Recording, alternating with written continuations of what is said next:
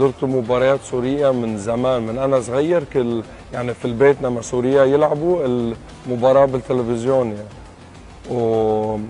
والقرار إنه يجي للمنتخب حكيته مع عصام الحضري، وعلاقتي معه يعني كتير كتير كويسة، وحكى معي على المنتخب وشلون يشتغلوا، ومثل ما قلت إنه اجى لعيبة جداد كتير ولعيبة يعني توب، وانا كتير مكيف انه اقدر اكون هون واكون مع اللعيبه ومع المدربين.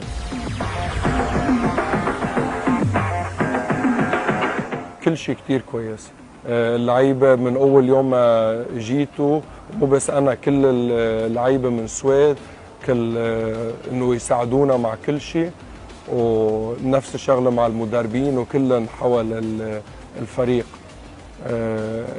التدريب كتير كويس، كتير قوينا، بس انا حب انه لما واحد يحس انه اليوم كل تعبته بالتدريب.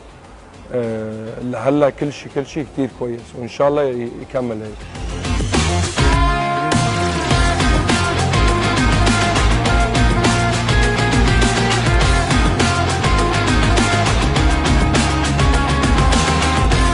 مثل ما قلت الشعب يحبنا ونحن نحب الشعب، وان شاء الله يكملوا يكونوا معنا، وان شاء الله نحن زي هلا ضد المباراه مع ميانمار نقدر نربحن ونكمل، يعني ناخذ معنا نفس الانرجي اللي من كاس اسيا.